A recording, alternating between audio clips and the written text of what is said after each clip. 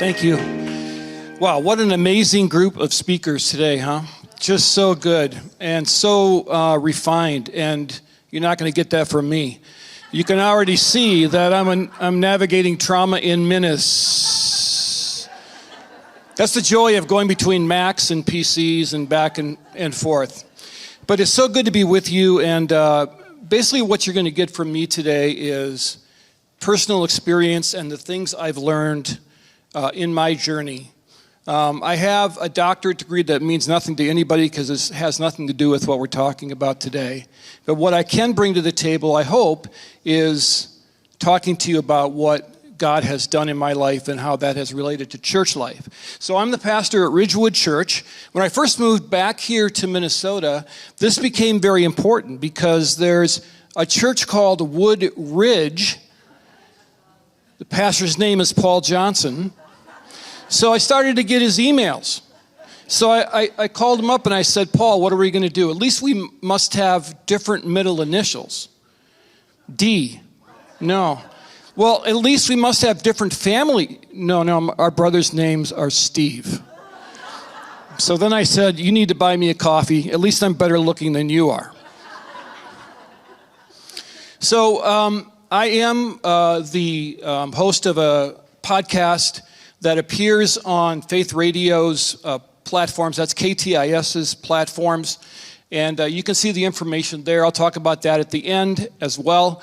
And we do have a table out there. And this idea came about because there is so much activity where trauma survivors are interviewed or they appear in articles, and the person interviewing them doesn't really know the right questions to ask, doesn't really understand the journey they're walking. So the idea was to have a trauma survivor interview other trauma survivors. And it's not what you would call a sunny side up kind of podcast, but I hope what it's been doing is showing how Jesus shows up in the midst of the worst times in life. How when we are suffering, that's when God is at his best. And we've told numerous stories through that, and there's a video version as well on Five Stone Media. You can find that at the table as well. So the goal for today is very simple, to help you understand the depth of pain that many in your church or your company or whoever you represent may be experiencing, and provide tools to help them. Very simple goal, and I hope that accomplishes this today. So my story is not better or worse than anyone else's story, but it is my story. And I grew up on the other side of the tracks here in the Twin Cities, over in White Bear Lake. And from the very first moments I can remember, all I ever wanted to do was be a broadcaster. If you would have asked me, do you want to go to college? Don't need it. I want to be a broadcaster. And I was the annoying kid in our neighborhood when we were playing football in the backyard or playing hockey. I was always broadcasting the game. That's a good way to lose friends, by the way. But that's all I wanted to do. And so I did take a stab at college. I ended up working my way up through different jobs here in the Twin Cities, broadcasting jobs. I basically just learned how to do it by taking internships, and I ended up broadcasting Golden Gopher hockey, Golden Gopher baseball, ended up broadcasting a soccer team that was here at the time called the Minnesota Strikers. And then I ended up hosting a sports talk show here in the Twin Cities as well. And through that, a position opened in Tucson, Arizona, and that job was to do a sports talk show, cover the University of Arizona football and basketball teams. So that sounded great because it was in Tucson, which is warm, which I like. And so my family and I, we headed for Tucson and then ended up being the executive producer of the Arizona Cardinals Football Network, which is an NFL team. But that's when God really began to change my life. That's when things really began to happen. What so happens in radio all the time is that someone will buy a radio station or they'll change formats and then everybody's out of a job. We call them like Bloody Fridays. all of a sudden you walk in the next day and your key doesn't work, and that means you don't have a job anymore. And that's what happened at the end of my tenure with the Cardinals. They had a new management. They didn't need my position anymore. And I was relating to some of the things that were shared today. I remember the church coming around us. I didn't have a job for 6 to 8 months. I was severely depressed. I was highly overqualified for the kind of jobs I was applying for. But the church was so wonderful. We'd come out and find groceries on the steps, and people were just coming around us and giving us what we needed. And that was hard. But what I didn't know at the time is that God was changing my career direction. And what we had been doing at the time was living in Tucson and attending a church called Christ Community Church. And I had the unique opportunity I didn't have to be at work till the afternoon because my talk show was at night. And so I could minister at the church during the day. And so I chose children's ministries. I loved it. Served in VBSs and all those kinds of things. It was a pretty big church, so there was a lot to do. And they started to come to me, and they came and said, "Have you ever thought about being a pastor?" And I said, "Absolutely not. I am a sports broadcaster. That's all I've ever wanted to do. That's all I'm ever going to do." So about a month later, they came back and they said, "We see you don't have a job, so have you ever thought about being a pastor?" And I said, "Absolutely not. I'm a sports broadcaster. I don't want to be a pastor." And then by the third time, I said, "God's telling me something here." I had prayed about it, and I said, yes. And so, but I said, there's one condition. I said, "I want to do broadcasting part-time." And they said, "That's great. Go ahead." And it was so wonderful because I had an opportunity to still be in the real world with real people, non-believers and others, while I was a pastor. So it gave me this incredible ministry outside of the church that I really, really enjoyed. So I worked my way up through the levels of that church. It was a church of a couple thousand people, so had different ministries. But everything was going well until we found out one day that my wife, Jody, was diagnosed with breast cancer. Now, we had 3 children, and they were between 9 years old and young teenagers. So there were 3 children. My wife had cancer. And now what are we going to do? Because you're in this huge church. You're in this fishbowl. I don't like that kind of attention. I like serving people. I don't want people coming and serving me, which is a fault. And it still is today. But Jody went through treatment. And the doctor said, "This is aggressive. We're going to have to hurry on this." And so she went through all the treatment, and she passed. She was cancer-free. And you know how they do that thing where they ring the bell and they put a graduation hat on and everything, and we were all feeling so relieved and so happy. And then about a month later, she said to me one day, she said, my back kind of hurts. And the doctor said, "Well, it might be a slipped disc." So we went back in and found out it wasn't a slipped disc. The cancer had gone to her spine. It had gone to her brain. And so I remember the doctor calling and saying, "Hey, Paul, there's nothing we can do.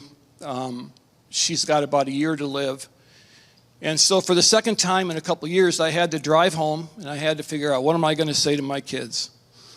And what I didn't know was that this was going to be good preparation for something that would happen later in my life when I would have to deliver more bad news. And so we went through that time together. Jody passed away just about the time that the doctor said she would, and I was raising suddenly 3 children. And frankly, there were parts of it I was okay at, but when it came to cooking, when it came to laundry, it was a disaster. I mean, if you would have come to my laundry room, you would have called the police, and I know there's police here today. But we did the best we could, and we kind of stumbled along. And I found it to be really, really difficult because, again, we're in this fishbowl of a church. I'm grieving. My kids are grieving. We're trying to figure out how to navigate forward. By this time, I was the teaching pastor at the church, and so there was that whole thing to worry about. How are we going to communicate to the congregation and so forth? But God is so good, and we muddled through it. And when I say muddled, I mean muddled. We got through it.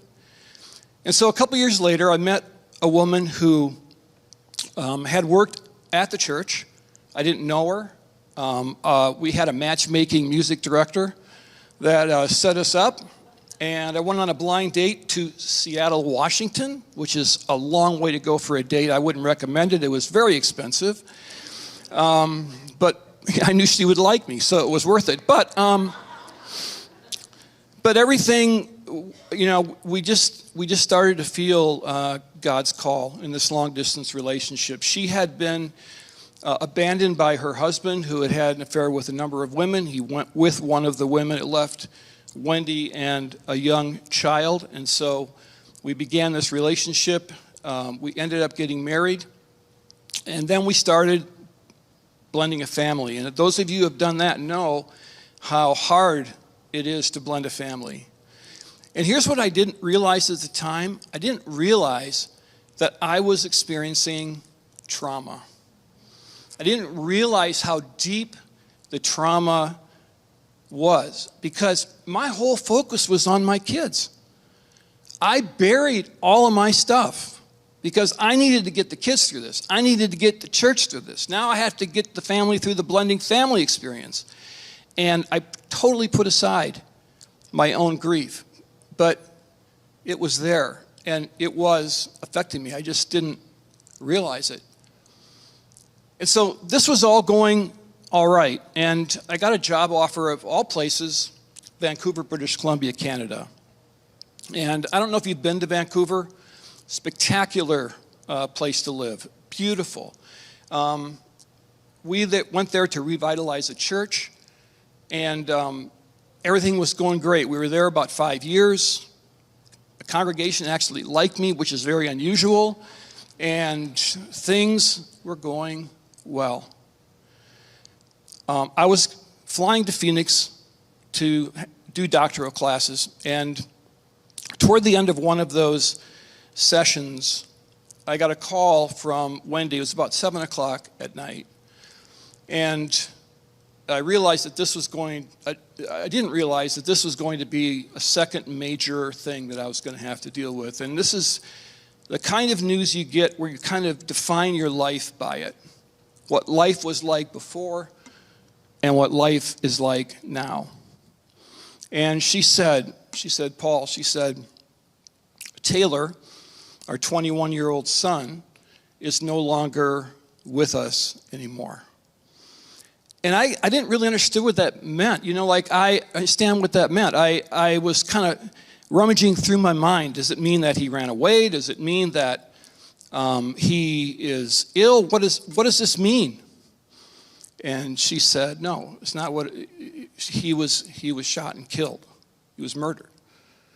Now, I was trying to assimilate this news. I'm in this hotel room by myself, and as a pastor, I've dealt with cancer, I've dealt with car crashes, I've dealt with all kinds of different crazy scenarios.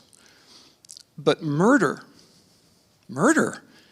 And my son, and I really wasn't comprehending this very well. And I remember I was asked to call the detectives that were already working the case because they had found him the day before. And I want to put a plug in, by the way, for law enforcement. Number one, because there is law enforcement here and I'm afraid of them. Number two is because the people that helped us were amazing. And it was they were Canadian, and they were made up of this team called IHIT, which is an international homicide investigation team, integrated homicide, pardon me. And it was all the best from the different communities there.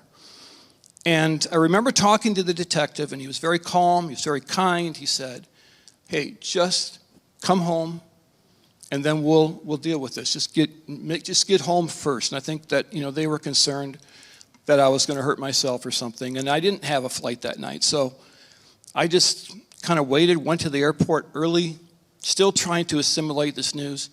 Flew home. We met the detectives at our home. They gathered around the table. I didn't realize I was being interrogated because they have to ask those questions. But again, they were so very kind. But here's what they couldn't tell us. They couldn't tell us how it happened. They couldn't tell us anything except we knew where it happened, because Vancouver is a pretty big city. And, have you ever watched those stories on the news where somebody is killed and the helicopters are kind of hovering over the house, and they show the house and they show the cars there and all that? Well, that's the way it was. And it was so public that, being an introvert, like, this was a terrible, vulnerable feeling, because now everybody knew our pain. And what they couldn't tell us is how it happened or who did it, because they didn't know for sure. They knew how it happened, but they said, if we tell you anything, we'll compromise our investigation. So we spent 8 months not knowing anything except our son was gone. And I remember the fear of that. I didn't know if it was the Hells Angels, which are very, very active there. Our son was house sitting. He knew there was a marijuana grow operation in the basement, but the police said he didn't really understand what that meant. They paid him to house sit. Turns out they paid him to be in danger because they knew something was going on. Some men came to rob the house, and he got in the way, and they shot him. But we didn't know that. And so I remember 8 months of our young children, our twins, that Wendy and I had together, who were now 6 years old, and our young daughter, Mackenzie, sleeping on our floor every night because they were afraid.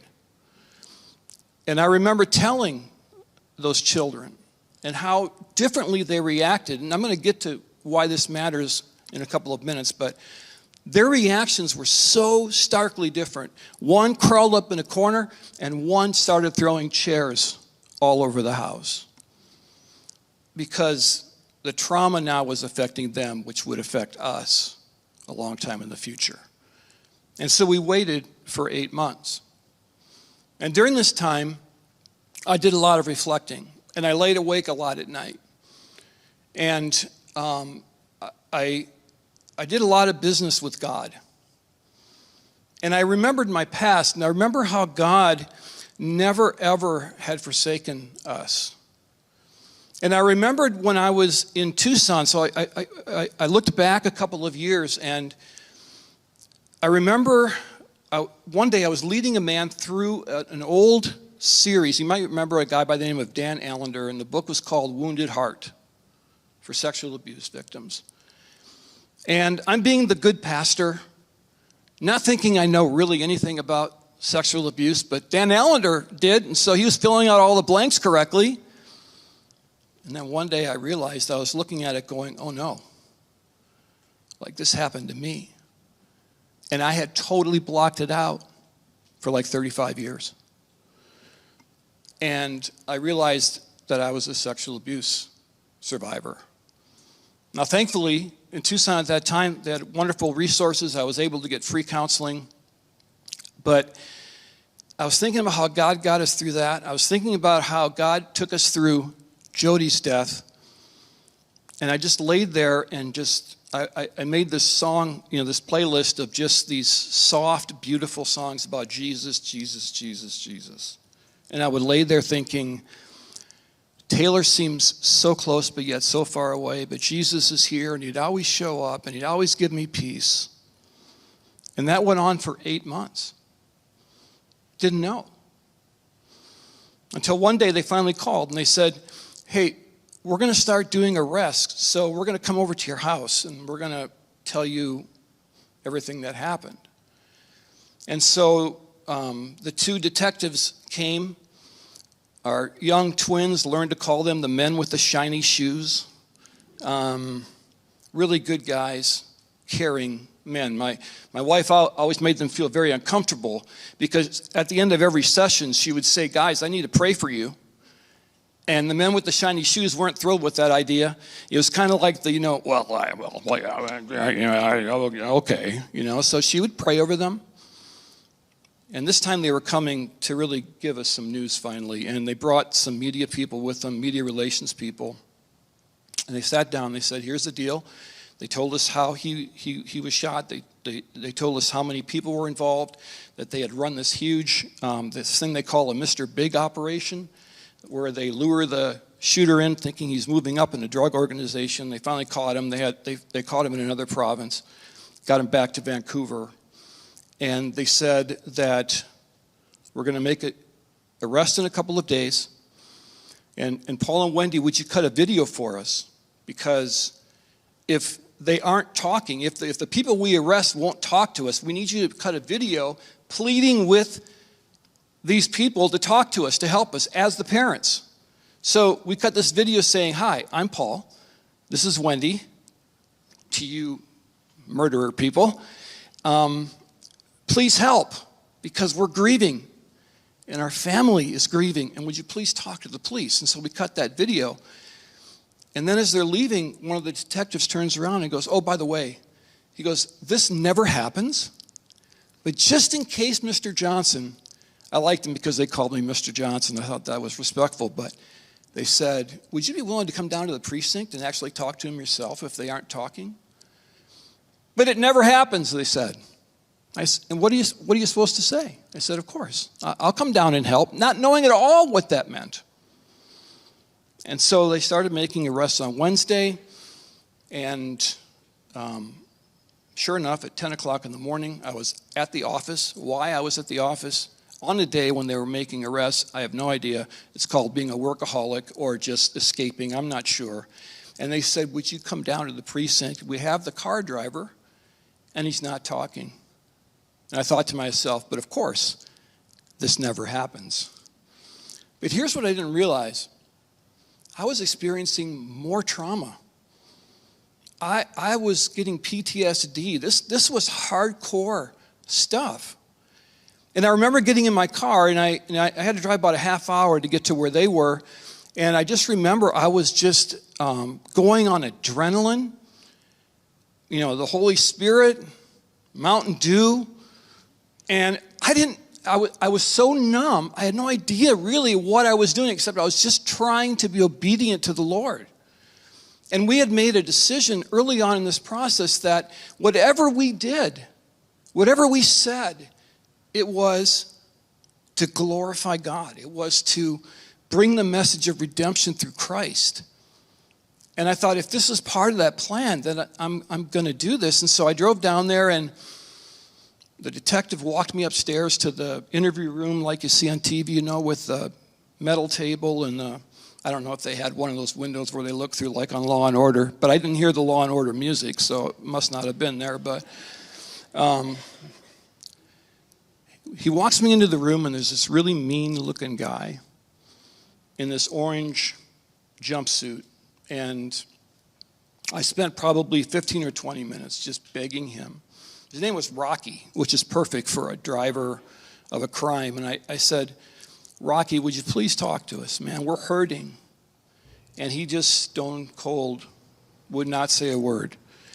So then I said, and this is all Holy Spirit stuff, right? I said, Rocky, I'll tell you what, if you're not going to talk to me, I'm going to talk to you. And so I said, Rocky, you don't have to live like this. I said, God can change your life. I said, I'm a pastor, and I can tell you right now that Jesus can change you. And I want you to think about that. I want you to think about how you can be forgiven through a relationship with Jesus. Said nothing. So the detective walked me out of the room. He was super apologetic. He said, I'm sorry, Mr. Johnson. That was embarrassing. He didn't say a word to you. But inside, I knew that was a divinely arranged meeting. So I wasn't upset. And he sent me home. And so because this never happens, I got another call at about 10 o'clock that night. And they said, now we have the shooter. And he's not talking. So would you come back? So, yeah, I'll come back. And same situation, driving down there. At least I kind of knew what to expect this time. walked in, and the detectives were, by the way, if you're in this situation, they hound you. They don't ever let you be by yourself when you're in a police facility or when you're anywhere near anything, because they don't trust you or whatever. But we had this great talk. We waited and we waited and we waited, and they brought me into this huge giant room like this. And there were 30 or 40 computers around this table, and they said, well, these are the people that were working on your son's case. And I said, you mean one of them? No, we had 30 investigators working on this one case. And I thought that was pretty cool. And I felt like God had given us people who really cared. And finally, the detective came down and he said, hey, I got some good news. He said, he's finally talking. You don't have to go up there and convince him to talk. And I felt relief. And then he said, but he wants to say he's sorry. So do you want to come upstairs? He goes, you don't have to. But the Holy Spirit, at that moment,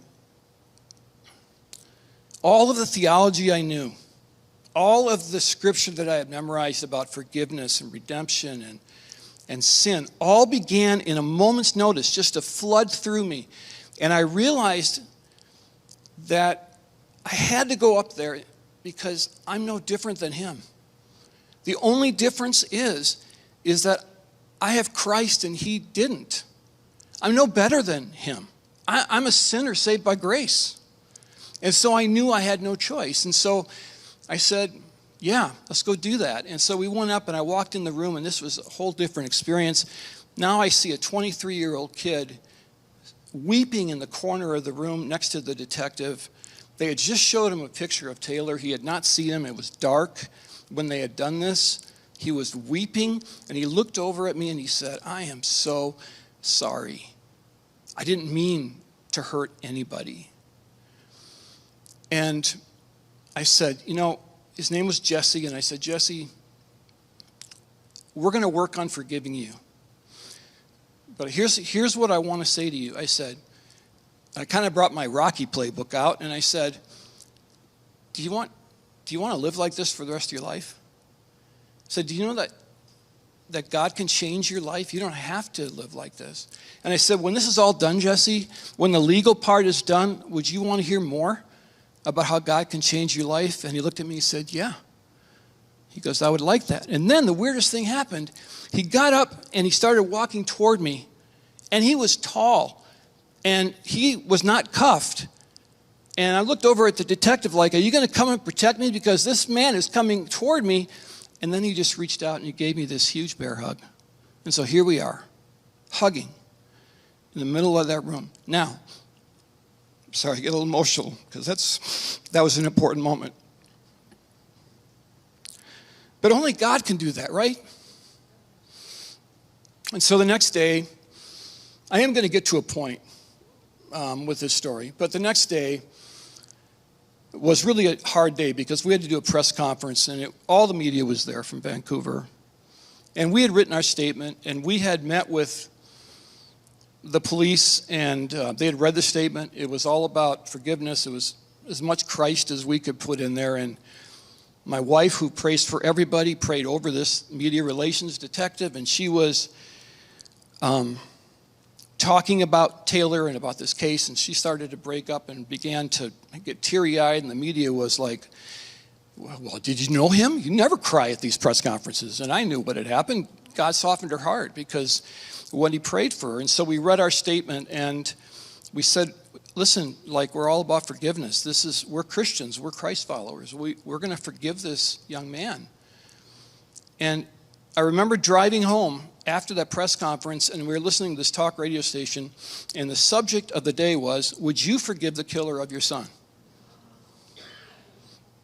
And I went, wow, God's already using this for his glory. And so then we had to wait for the legal process to unwind itself, which is difficult in itself. It kind of went on and on. We finally got to the courthouse. They ended up doing a plea agreement. We read our victim impact statements. I knew that God was there with us because I looked around and I saw the defense attorney kind of wiping his eyes, and the judge was teary-eyed, and Jesse came in and he read a statement. He said he was sorry again, and the judge said, we're going to take a break. And so we went out into the hallway, and we had this prosecutor. If you've ever seen the show Matlock, like if you're that old, our prosecutor was probably the oldest man alive, crusty, but he was our guy, like we're glad he was on our side. So Wendy walked up to him and said, listen, I want to go see Jesse right now. Can I do that? And she said, I want him to know that we forgive him. And I'll never forget what he said. He looked at her and he said, who are you people? And I wanted to say, we're Christ followers, that's all. We're just being led by the Holy Spirit. We don't know what we're doing here. He said, you can't go see Jesse, but you can address him in the courtroom if you'd like. So Wendy did. She stood up, she looked across and said, Jesse, we forgive you. And that was the end of the legal proceedings. We walked out of there, said goodbye to everybody, thought it was all over. But we met a chaplain involved with the British Columbia Justice, Victims Justice, and he was now the go-between between us and Jesse. We found out we were going to move back to Minnesota, and he said, would you like to go see Jesse before you leave? And we said, absolutely, 100%. So we went there and we spent a whole day with Jesse.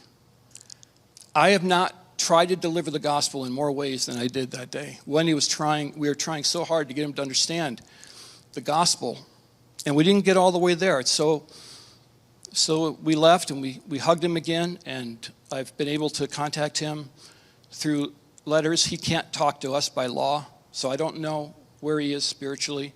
He's already been through probation. And this is why I bring all this up. It's because this whole thing was an incredibly traumatic experience. And the trauma doesn't end. And one of the speakers, and I'm sorry, I can't remember which one, said, like, it's not a one-time event. And it's so true. And what I would say to you is, when you try to define trauma, like, I find it really difficult. You've heard so many good definitions today of what trauma is, but it's so wide-ranging that it's almost impossible to put one definition to it, because in our family, the trauma involves the event itself. Well, for me, the events. For Wendy, some events. For the kids, these things. And they're still working through this. I mean, our twins are 17 years old now, and they're still suffering the effects of this event. They're on IEPs. They struggle in school. They struggle with anger. They're still struggling. And a lot of it's because of the violence of the event. And so what I'm going to talk about here for just a couple of minutes is any kind of trauma that you can think about. And there's so many areas to cover. And so the after effects of trauma, and I'm going to speak again from personal experience because I'm not a trained counselor, all right? I'm not really trained at anything except for talking to people on Sunday, and usually they're sleeping. So the after effects. First, a tremendous amount of anxiety. If you see somebody in your church or in your ministry and they're twitchy, nervous, always on edge, it's very possible they're experiencing anxiety because of trauma.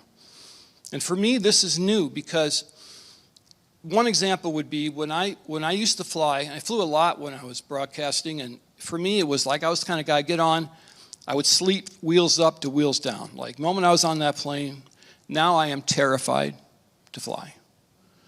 Because I think what's happened is the barriers have broken down between logic and I know something bad could really happen.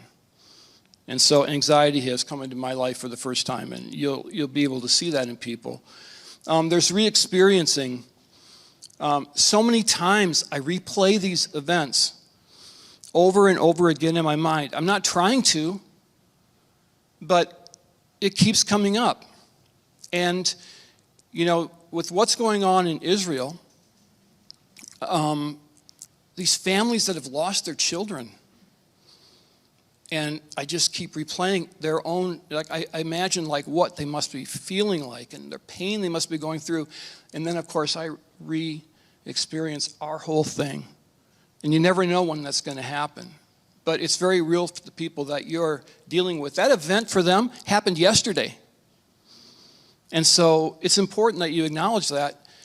And then there's going to be very possibly behavioral changes. Our children are a great example of that. Their personality shifted in a moment when this happened. It was dramatic. And so I've seen adults that have dealt with this. And if you have somebody in your ministry that all of a sudden changes behaviors, you need to investigate that. At least pray about it and see if you can lean into that. After effects often involve health issues. So when you have somebody that has long-term fatigue, illness, those kinds of things can often be attached to a traumatic event. My wife, Wendy, is suffering from some of these issues, and it very well may have something to do with the trauma that she's dealt with. One thing I really want to talk about for a second is cognitive function, because this has been the most frustrating thing for me of the kind of recovery from these events. Before all this stuff started to happen, I had a really high capacity. Like, I look back and I remember I was a full-time pastor. I was going to seminary full-time. I was raising children. I was broadcasting college basketball. And I didn't think twice about it. I just did it. And now my mind is needs to be very focused. And so it's frustrating when I'm at work and there's all this stuff coming at you as a pastor, and I have to just stop and say, one thing at a time, please. Because I can't assimilate all that information. And I think to myself, they're going to get rid of me soon because I should be able to go faster than this. My mind has changed. And this is what happens. And so you have to have patience with people that have gone through trauma, because often that cognitive function piece leads to isolation and loneliness. Because what happens is you start to think that you're not normal. And you start to think that you don't fit into anybody's world, anybody's construct. That your experience is so out of left field that no one is going to understand you. And I remember bringing our kids to doctors, and we'd say, we've got some problems we need help with. And they'd say, well, what's the problem? They were getting ready with their pad, they were waiting for a sore throat. Well, their brother was murdered. And a look on their face, they just turned pale. They didn't know what to do. Now, thankfully, God provided some psychiatrists, and he provided the head of Vancouver Children's Hospital to help us. But when you talk to other people about this, I never know how much to say, what not to say, and it's very isolating and it's very lonely, because I don't like when people know my stuff anyway. So how can you help someone who has been through trauma? First, just be aware that people are in trauma. You know what my theory is? This is an untrained theory. So you can throw it away. I think everybody since COVID is in trauma at some level or another. I think when things happen like in Israel, and you start seeing some of those social media posts, I think it adds to that trauma. When the world is unstable, the trauma is there. And so be aware that there's a high probability people in your ministry or people that you deal with have trauma even now, or are still experiencing a traumatic event.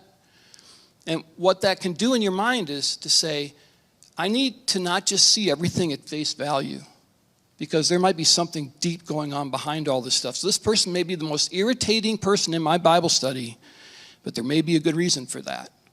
And so you just don't assume the worst. You start to pray, you start to think. And then when you're dealing with people in trauma, be present. Please don't try to fix them. This is a reoccurring theme on our podcast as we interview trauma victims and survivors. They just wanted people to walk alongside of them.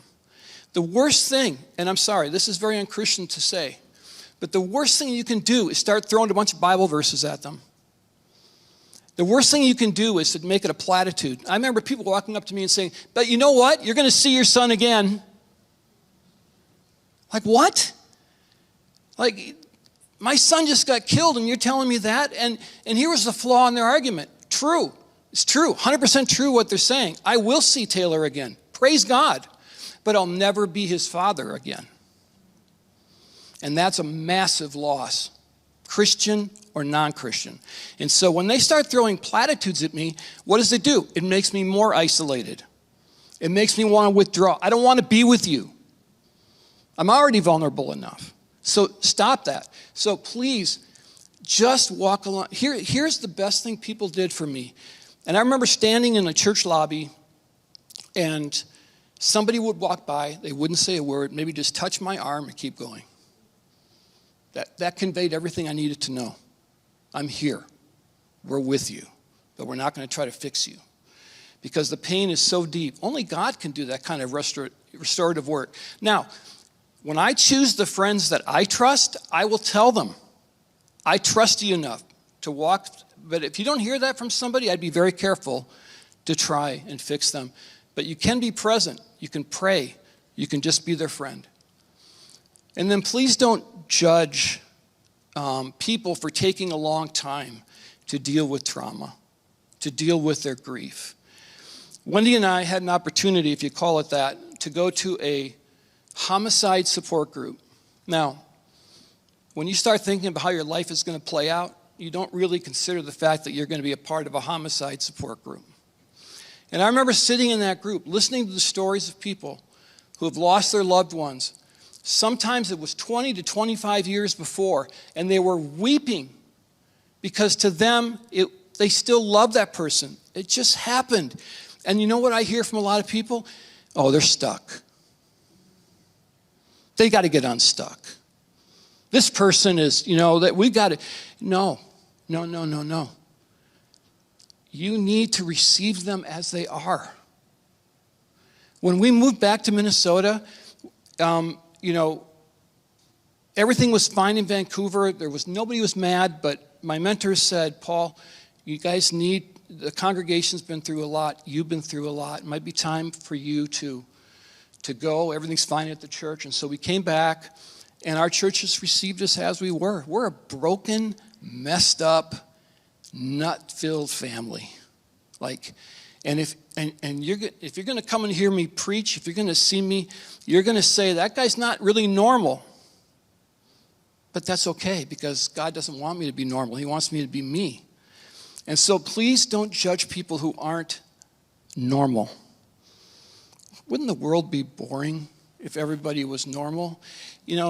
Or Norma. If everybody was named Norma, I think it'd be like on Petticoat Junction or something. I don't know. But here's the thing. A lot of friends, you have Mary here and then Mary after trauma. And Mary's friends want Mary to be the Mary that was before the trauma. But Mary's never going to be that. Mary's going to always be the Mary after trauma. And her friends are going to want her to return. But you know what? God is doing a work in that person. God brought this for a reason. God does change people through his redemptive work in the midst of the worst suffering you can imagine. And it always is for the best. Did he not promise that? Always for the best. And so don't expect a person to be normal. And then what you can do for them is pray. When you run up against somebody in your ministry that you suspect is struggling or has been through trauma, you can always pray. Prayer is the most underdeveloped, least appreciated, powerful tool we have as Christians to fight battles every day and to fight for people. And if you've read Ephesians 6, Paul went through that whole list of stuff, right? What spiritual warfare is all about. And what did he end with? Pray. Pray. And so you may not know what to do. You may be tired of that person. You may be deeply concerned about that person. And so what I would say first is just begin to pray. And God will show you what to do. He'll show you how to interact. And you can always find experts like we have in this room to help you if you don't know where to go. And I'll say this, and I'm a pastor, but I'm going to say it anyway. Don't always go to your pastor, because your pastor probably doesn't have the tools to deal with really important issues that are happening in someone's life. If someone comes to me, I usually quickly refer them out. I love them, I listen to them, I pray for them, I check back with them, but I usually have them in front of a counselor really fast, or somebody that can deal with their situation, because I'm just me. I don't know what to do. You can always pray. And this is what our podcast is all about. I'll be outside to answer questions by the table. We'll be standing by the LifeSupport area if you want to come and talk to Steve and I. And if you want to check out the show, you don't have to sit by your radio at 8:30 on Saturdays like the old days when you're listening to the Lone Ranger. You can actually listen to podcasts that are on all of KTIS's platforms. Thanks a lot for letting me be with you today. It's a great honor to do that.